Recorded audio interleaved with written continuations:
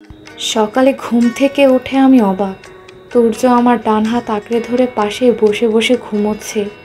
তার ঘুমন্ত চেহারাটা খুব মায়াবী লাগছে এখন। সিল্কি চুলগুলো কপালটায় নেমে এসেছে।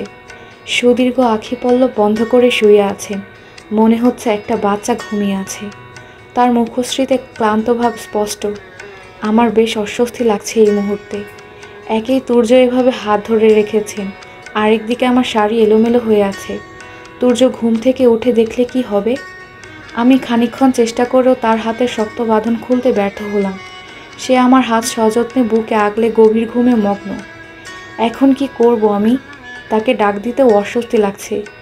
এক হাত দিয়ে বারবার শাড়ি ঠিক করার চেষ্টা করছি, কিন্তু কোনো মতেই সম্ভব হচ্ছে না। কোনো উপায় না বুঝে কিছুক্ষণ বসে রইলাম। অবশেষে বাধ্য হয়ে তাকে ডাক দিলাম, এই যে, হাতটা ছাড়ুন।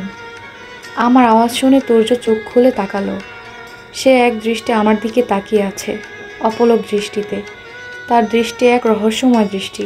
কেন এভাবে তাকিয়ে আছেন তিনি? আমার বোধগম্য হলো না। আমি তার চোখ থেকে চোখ সরিয়ে নিলাম। হঠাৎ তুর্য আমার হাত এক ঝটকায় সরিয়ে দিলেন। মুহূর্তে হনহন করে ওয়াশরুমের দিকে চলে গেলেন। তার চেহারায় রাগ স্পষ্ট। এমন কেন হলো আমি বুঝতে পারলাম না। তার এহেন কাণ্ডে হতবাক হওয়া ছাড়া কিছুই বলতে পারলাম না। কিছুক্ষণ পর তুর্য ওয়াশরুম থেকে বেরিয়ে এলেন।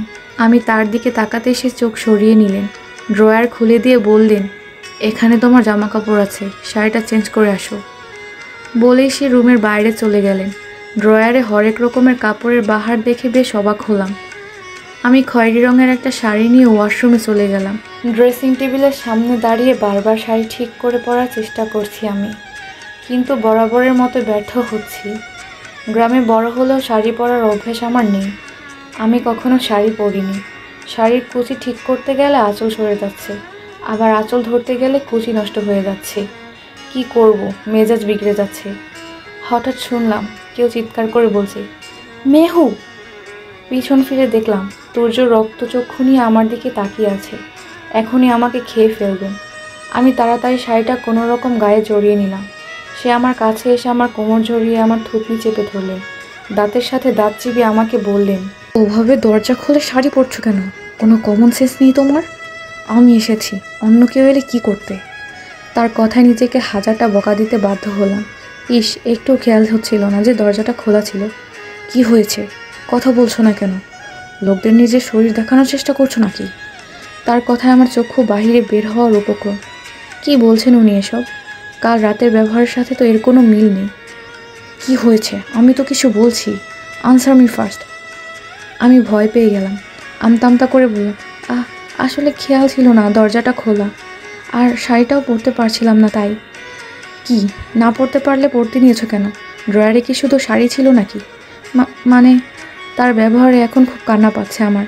কি জানি কেন এমন হচ্ছে। আমার সাথে এতটা খারাপ করে কেন কথা বলছেন উনি? নিজের অজান্তে চোখ দিয়ে দুফোঁটা অশ্রু গড়িয়ে পড়ল। তুর্য হয়তো সেটা খেয়াল করলেন। দেখলাম তার মুখখানা মুহূর্তেই মলিন হয়ে গেছে। ক্রমে আমায় নিয়ে ব্যস্ত হয়ে পড়লেন তিনি। নিজ হাতে খুব যত্নে আমায় শাড়ি পরিয়ে দিচ্ছেন উনি। আমি ভয়ে চুপটি করে দাঁড়িয়ে আছি। কিছু বলার সাহস হচ্ছিল না আমার। আবার কি না কি বলে। তুর্য শাড়ির কুচিগুলো ঠিক করে আমার হাতে ধরিয়ে দিলেন। বাকিটা তুমি নিজে ঠিক করতে পারবে, আমার কাজ আছে, নিচে যাই। আর হ্যাঁ স্টুপিড, এবার দরজা আটকে নাও। আমি মাথা নিচু করে সম্মতি জানালাম। কিছুক্ষণ পর শাড়ি ঠিক করে নিচে চলে এলাম। ছোট থেকে গ্রামের ছোট কুটিরে আমার বসবাস, কিন্তু এই বাড়ির কোনো অংশে মহলে থেকে কম না। বিলাসবহুল এই বাড়িতে কোনো জিনিসের কমতি নেই। কেউ পরম যত্নে নিজের হাতে সাজিয়েছেন এই মহল। অপূর্ব সুন্দর এই বাড়িতে শখানেক লোক বেশ আরামায়েশে থাকতে পারবে। উপরতলায় তুর্যের ঘরটা, এখন এতে আমারও সমান অধিকার। সিঁড়ি বেয়ে নিচে নামতে নামতে দেখলাম মিফতা টেবিলে খাবার সাজিয়ে রাখছে। আমাকে দেখে একটা সৌজন্যমূলক হাসি দিল সে। ঘুম কেমন হয়েছে ভাবিমণি? হ্যাঁ ভালো। এসো নাস্তা করবে। মা বাবা তারা কোথায়? দেখলাম মিফতার মুখখানা কালো হয়ে গেছে। কি হয়েছে মিফতা? ভাবিমণি, আমাদের মা নেই। মা 6 বছর আগে আমাদের ছেড়ে চলে গেছে। তো পরশু হলুদে যে গেল সে কে? ওটা তো আমাদের ফুফু, আমাদের অনেক আদর করে। তো বাবা? এবার খেয়াল করলাম মিফতার চোখ দিয়ে অশ্রু ঝরছে। কেন এই অশ্রু তা আমি বুঝতে পারলাম না। বাবা আমাদের এখানে খুব কম আসে। মা মারা যাওয়ার পর বাবা আরেকটা বিয়ে করে নিয়েছে, সে এখন সেখানেই থাকে, সে আমেরিকা। আমরা তার কাছে বোঝা। আমরা দুই ভাই বোন আর রেহানা চাচি, আবুল চাচা এ বাড়িতে থাকি।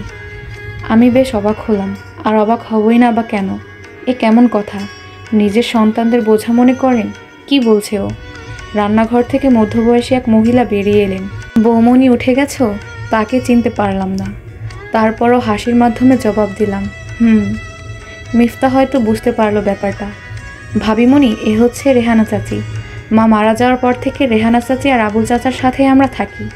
এই আমাদের সংসার, আর এখন থেকে এটা তো তোমার সংসার, তুমি নিজ হাতে সাজিয়ে নিও। তাদের সবার কথায় কিছুটা রহস্য আন্দাজ করতে পারলাম। এভাবে কথা বলছে কেন তারা? কিছু একটা বলতে চাচ্ছে না আমাকে।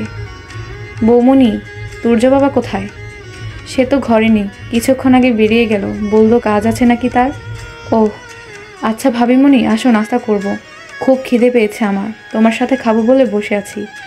মিফতার কথায় বেশ ভালো লাগলো। মেয়েটা ছোট হলেও বেশ বুদ্ধিমতী আর চাপা স্বভাবের। মিফতার, রেহানা চাচি আর আমি তিনজন মিলে নাস্তা সেরে নিলাম। নাস্তা শেষ করে মিফতা বলল, ভাবিমণি আমি স্কুলে যাই, 3 দিন ধরে যাইনি, আরও বন্ধ দিলে স্যার প্রচুর পরিমাণে বকবে। আচ্ছা যাও, সাবধানে যেও, নিজের খেয়াল রেখো, আর তাড়াতাড়ি বাড়ি ফিরে এসো কেমন? বুঝতে পারলাম আমার কথায় মিফতা খুব খুশি হয়েছে। তার চোখ দুটো দিয়ে আনন্দ অশ্রু প্রবাহিত হচ্ছে। সে দৌড়ে এসে আমাকে জড়িয়ে ধরল আর বলল, ভাবিমণি, মামনি মারা যাওয়ার পর আমাকে না কেউ এভাবে বলেনি। মিফতার কথায় নিজের মাঝেও খারাপ লাগা কাজ করছে। কি জানি কেন এমন হচ্ছে। আমি তো মাকে ছাড়া আজ এই প্রথম এ বাড়িতে থাকছি।